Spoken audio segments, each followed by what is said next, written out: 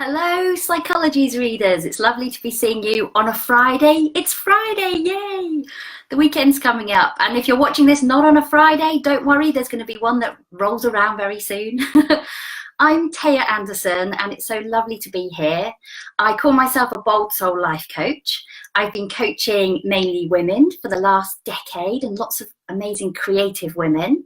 But you know, we're all creative, so I'm sure that includes you as well. I'm also co-founder of Wildfire Women, which is a conference coming up on the 6th of October in London. And we're going to be debunking those myths around success.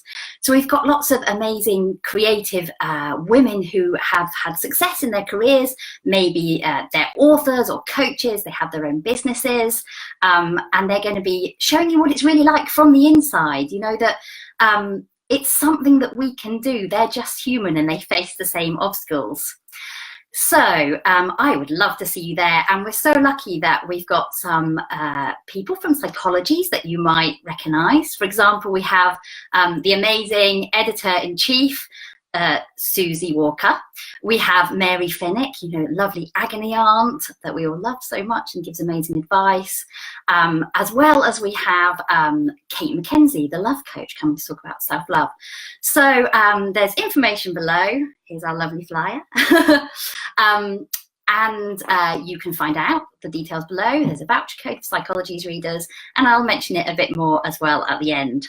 But today I'm going to be talking about what it feels like when you're the odd one out, or you feel different in some way from the people around you. And because you feel like you don't want to settle. And you see those people around you and you think that they're quite happy and content with their lives. And, you know, I used to say to myself, what's wrong with me? Why do I want something different? Why can't I settle in the same way? I had lots of quite dull office jobs in my 20s after university when I didn't know what I wanted to do. And I remember, I think I was doing data entry at the time, looking around me and thinking, gosh, these people around seem so content. And that's great. They're like having a conversation about EastEnders every day. Not that there's anything wrong with that. And it's great when people feel content and love their jobs. But it wasn't for me. I was sitting there reading my personal development books in my lunch break and thinking about, you know, gosh, there must be more for me than this. And it's often the thing that I find brings people to coaching. They start to get a bit of like nagging doubt or feeling like they're different or something maybe not quite right with them, even though, of course, it's not about them at all. And they maybe have a few ideas about what they want to do, but they just feel like, that's crazy, I couldn't possibly do that. Let me give you a couple of examples. So of course, I've changed the names and a few of the details, but let me tell you about Laura. So Laura is an architect and she's been working at the same firm for more than a decade now. And she started to think about how she might like to publish the novels she's been secretly writing on the side. And she would like to maybe work for a charity because she feels like she would like to use her skills to do something even more meaningful. But her family have this thing about that you've got to be a respectable professional. And so she feels she can't really break out of that family kind of culture and idea of who you should be in the world, even though these are wonderful things that she wants to do. So of course, that's been our work together. And then there's Sally. Now, Sally's in her early 30s. She has works in a really great job for a PR firm, gets quite well paid. All the people around her are at that kind of life stage where they're like really buying houses and getting married and having children and, you know, doing that conventional settling down. And Sally just feels like she is recently single, and she's not quite ready for all of that as well. When she was younger, she went traveling and also worked at a retreat center. And she just feels like, oh, I would love to do that again. I'd like to go traveling again and find somewhere to set up a retreat center. But of course, she hears these messages from her friends and family saying, gosh, you've got a good job and, you know, just be happy, just settle down. So I wonder if you can relate to any of that. And it might not be that you want a big change like Sally or like Laura. It might be that you just want to do something that's, you know, a little bit different. You maybe want to go and try comedy, or maybe you want to write a book, or maybe you want to start a little craft business on the side, or just do something that feels a bit different. Now, the thing that often comes up for people, and the thing that Laura and Sally have in common, and honestly, I hear this almost every coaching session that I have, which is that when someone's contemplating a change and stepping out of the herd in some way, they think, what are people going to think of me? And of course, there are other objections and worries and fears, you know, like, how can I manage with money? What if I fail? What if I'm not good enough to do this thing? All that stuff kind of comes up. But this fear of stepping out, of not doing that settling that you're seeing around you, and that fear and worry of people's judgment kind of kicks in quite strongly. So, you know, I started to think about, you know, why is this particular fear so strong? Why is it that we so worry about being different or wanting to do something different? And of course, I think there's something very primal. We all want to belong. We want to fit in, which of course is a wonderful thing. There's absolutely nothing wrong with that. In fact, I'd encourage it. And there's something really primal about that. So, you know, maybe back in those cave days, you know, we needed each other for survival. If we were going to be attacked by a woolly mammoth, we didn't want to be standing there on our own saying, oh, sorry, I had to leave the herd because I had a burning desire to make hats made out of hedgehogs or something. Poor hedgehogs. Maybe there can be environmentally friendly pretend hedgehogs used for hats. But you know, we needed those people around us. And I was really lucky last night because I got to see the amazing author, Tara Moore, who's American. She came over to London. She's written this book called Playing Big for Women, which I would highly recommend. And she talked about it in terms of the safety instinct and like this primal thing that's built into us. So I'm getting a few people saying hello back. Do send me some comments and some questions. It's nice to see you all. So the safety instinct is that, you know, that fear of being judged and of stepping out. And, you know, honestly, it feels like we're going to be fighting for our lives. And what Tara noticed was that she was coaching all these amazing women, and it didn't matter what upbringing they'd had, what school they'd gone to, what had happened to them positively or negatively in their life. When they thought about stepping out, this kind of fear kind of kicked in. And what she began to realize that was, whilst there's this primal fear for all of us, there's something sometimes particular for women, which is that historically we haven't had so much power. We haven't always been able to financially support ourselves because, you know, we haven't always been able to work, politically have power, be physically stronger. You know, we've needed to have relational harmony to be able to be safe and protected. So for us as women, that idea of stepping out of relational harmony can kick in really strongly. But I want to really encourage that side of yourself today that feels different and maybe has a different dream and wants to step out of that herd, because that desire in you is really important. I'm going to tell you why in a minute. First of all, I would say that primal fear can be managed. Once you know what it is, that it's just your safety instinct kicking in, you can start to work with it. Now, of course, if we all knew, like, oh, it's just my safety instinct and I'm clearly not going to die if I go and write a novel or raise my hand in this meeting or tell someone that I love them, we know that consciously. But of course, that primal safety side of us shows itself in, you know, in our inner critic in different, much more subtle ways. So it'll tell us like, oh, you're not quite good enough to do that thing, or, you know, maybe you're not ready, or maybe you need another qualification, or in terms of what I'm often seeing with my clients, it's what will everybody think of me? And, you know, so that's that safety instinct kicking in. So what I found, though, is as long as you learn, you know that, you can start to support yourself. And I'm going to tell you a bit more about how to do that. Now, what I want to say about the part of you that maybe has a secret dream or just feels restless and wants to go for something is that I think that difference in you is your superpower. You know, there's some reason why that part of you is showing itself. It wants you to have something to make you happier. Now, Martha Beck, the amazing life coach, she wrote many books, but one's called Follow Your North Star. And I put all the books on the list underneath.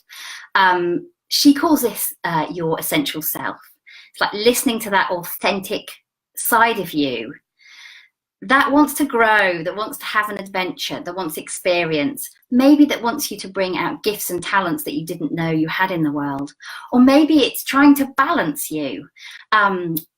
Celine, for example, one of my clients, she had been like a mum for a long time. Her children were now like in their early teens. She'd gone through a divorce. She'd had to look after herself a lot with her diet. She'd been setting up a business. She had a very kind of controlled life. And when she came to me, she was like, oh, I know I need something else. And everyone's saying, you look at your life, you should be really happy. And what she realized, which is she was out of balance. You know, there was the side of her that wanted to have more fun and play and adventure, was more wild, just needed a bit more space. And it might not be that this thing that you choose is your full-time job, although it might end up being, or a business. It might just be something that you go and explore. So I want to encourage that side of you. And I'm going to give you a little bit, I'm going to give you an exercise to help you to release a little bit of those other people's judgments and that fear, and to step more into the side of you that you would really like to explore or to be in the world. So I want you to imagine a bridge. On one side of the bridge is the you that you are now. And we often think, oh, I'm this person, I can't be that person over there. That person has something special. They've been given permission. They have other skills that I don't have, so I can't go and do that thing. And I'm this person here, and this is what I wear and where I go to work and who I have in my life, and I should do these things at certain stages, and I need to be sticking with this because that's who I am. And of course, loads of that stuff is great. You need to have an identity. But it's just when that identity becomes too restrictive. So if you like, you can just think about, okay, what about my identity, who I am, all these roles and behaviors that I really like at the moment? And what about, where do I want to stretch? Where do I want to walk over that bridge a little bit? So imagine on the other side of this bridge is the new you. All the little aside you want to try out. I love that Elizabeth Gilbert often talks about, if you don't know what your purpose is, if you don't know what you want to do, just be curious. So what would you maybe secretly dream of or want to explore that's on the other side? And on the other side of that bridge is that new you that I'm going to get you to walk towards. Or maybe you see it symbolically, like a big golden light or like an amazing beach or whatever you see on the other side of the bridge.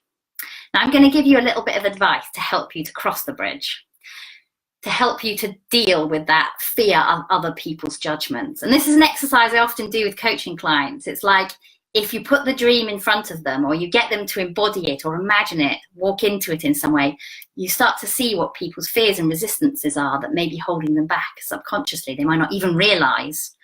And then we can really, get in and work with those things. So my tips to help you to walk across that bridge are, number one, prioritize yourself. Often we, especially as some of us women who are maybe listening, end up putting other people ahead of yourself. So what would you do if you really put yourself first? Number two is that it's okay to feel scared. Like, courage is not the absence of fear. No, as I talked about, that kind of safety, security instinct is going to kick in. Like I felt scared before doing this now. And the thing about that is it's okay. It's just not to allow the fear to overwhelm you, to still allow you to step across that bridge and do the thing. So be brave. the thing to deal with other people's judgments is that we often have other people's voices turned up really loudly.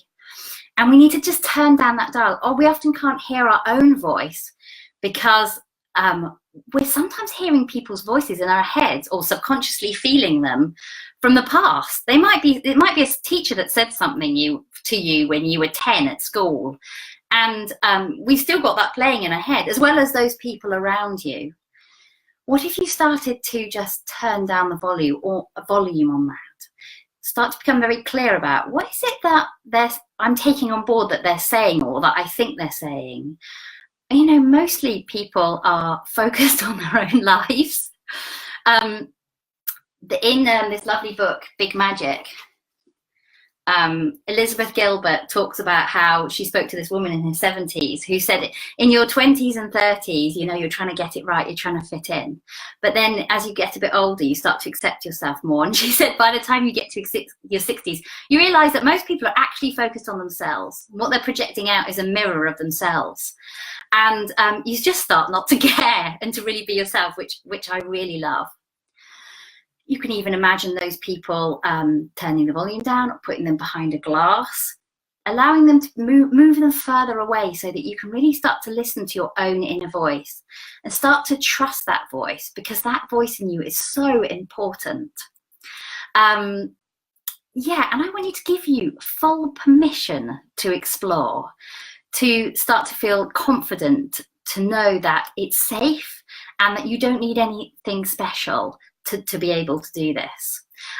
One important thing to say about that is whilst you're turning down other people's voices, there may be some really important people that you want in your life. Brené Brown talks about having a handful of, maybe a handful of friends, people that you can really trust, that you can be vulnerable with, that you can share things with, that really have your back, that really get you, understand you, they're on your side. And still, ultimately, your own voice is the most important, your own intuition or your own feelings about what you want to do. But if you've got that tribe of people around you, you know that they are going to support you to cross that bridge. And that's, for me, what's so important about Wildfire Women, because we designed it so that you would get to meet your tribe. You'll be in a room full of amazing, creative and interesting women who maybe have similar ideas or their own dreams that they felt like they're different because of, but that you get to share and support each other with that. So now I'd love you to walk over that bridge. And if you feel a little bit resistant today, that's all right. Just remember to take everything in small steps and feel what it would be like to really embody that new you, or do the thing, or just try it. What would it feel like? What does the future start to look like if you allow yourself to play and explore in this way and open up to potentials? What kind of doors might begin to open if you step forward? Really breathe that in and notice what that feels like to embody it just for a sec. And that's all it takes to start something new. So thank you so much to all of you here listening. I want to champion you to do your thing. I'm so excited to maybe just let me know what you end up doing, but to think of you out there going and manifesting, living your dreams, whatever it is you decide, that to know that you're not a freak, you're not different, you're not weird. There's lots of other people that are like you, and your difference is your superpower. So, as I said, Wildfire Women is coming up on the 6th of October. All the details are below. We have a special discount code for people who would like to get 20% off, and that'll be running for as long as we have tickets left. And we also have our early bird tickets going till the 24th of August, but you can always use that discount code to get 20% off. And remember, the Psychologies Life Leap Club, which is fantastic. You can hear from more speakers and authors and coaches and therapists, give you incredible advice. Well, I hope to meet you and see you again sometime soon. Thank you so much for watching, and have a wonderful weekend. Take care. Goodbye.